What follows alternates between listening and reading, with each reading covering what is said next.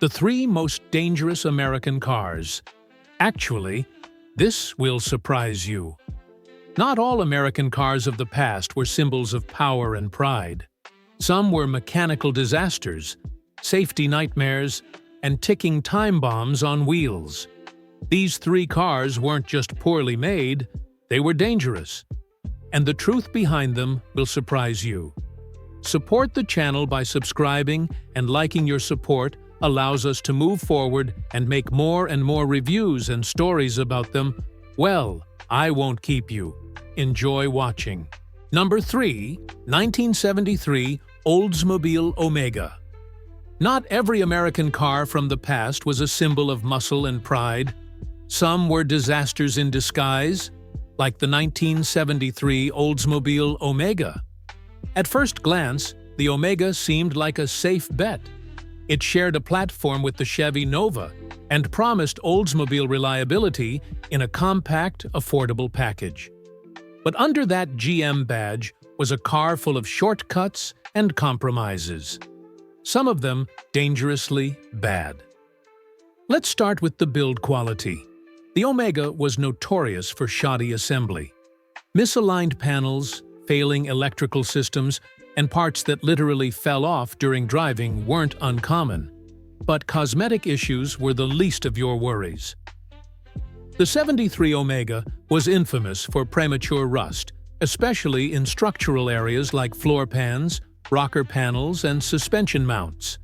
This meant that within just a few years, key components of the car could rot away, completely undermining its crashworthiness. Then there was the steering column lock mechanism, part of GM's ignition system design. The same system later linked to fatal accidents and major lawsuits decades down the line. If the ignition switch failed or the column locked unexpectedly, you could lose control in traffic without warning. And let's not forget the outdated drum brakes on the rear and optional front disc setup. Stopping this car in an emergency?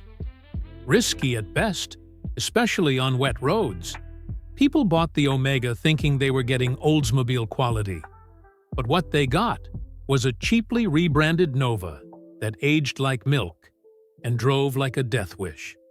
It wasn't just a bad car, it was a dangerous one. And that's the part GM hoped you'd forget. Number 2. 1963 Studebaker Lark. Some cars didn't just fall short of expectations, they put lives at risk.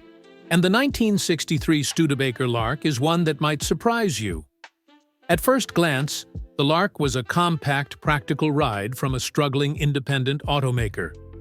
Studebaker pitched it as the smart choice, affordable, efficient, and easy to park. But behind the friendly face was a car with serious safety and design issues. By 1963, Studebaker was barely hanging on financially, and it showed. Cost-cutting was everywhere.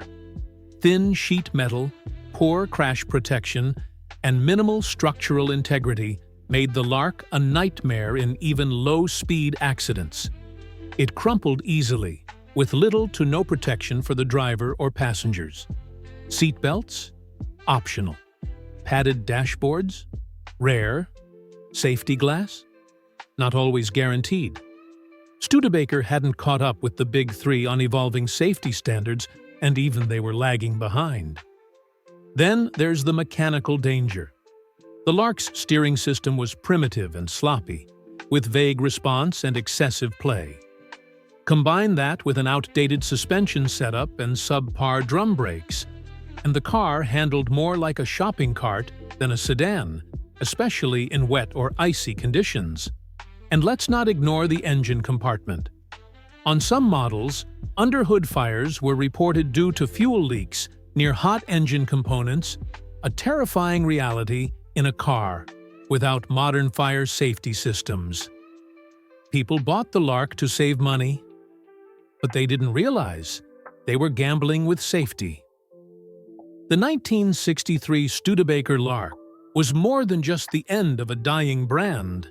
It was a rolling reminder of how dangerous desperation on 4 wheels can be. Number 1. 1952 Chrysler Saratoga. Some cars from the golden age of American motoring were more than just outdated, they were deadly. And the 1952 Chrysler Saratoga is one you probably didn't expect to be on this list.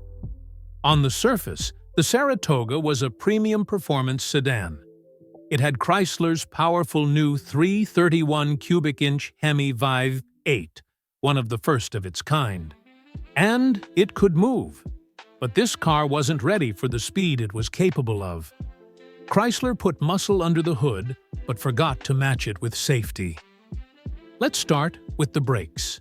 The Saratoga used old-school four-wheel drum brakes, undersized for the weight and power of the car. Fade was a real issue, especially on long descents or in emergency stops. Drivers could feel the pedal getting softer as their confidence vanished. And then there's the steering. The Saratoga had no power steering unless you paid extra, and even then, it lacked precision. At high speeds, it was floaty and vague, a deadly combination in a car that could hit 100 miles per hour with ease. But the real nightmare? Crash protection. The interior was a museum of hazards: sharp metal knobs, unpadded dashboards, and a steering column aimed directly at the driver's chest. In a frontal collision, that column could, and often did, become a lethal weapon. And don't forget, no seatbelts, no airbags, no crumple zones, just a steel box wrapped around you and a lot of wishful thinking. The 1952 Saratoga was a glimpse into the future of American power. But it was stuck in the past when it came to safety. A fast car with no real protection, and that's a deadly mix, no matter how nice the chrome looks.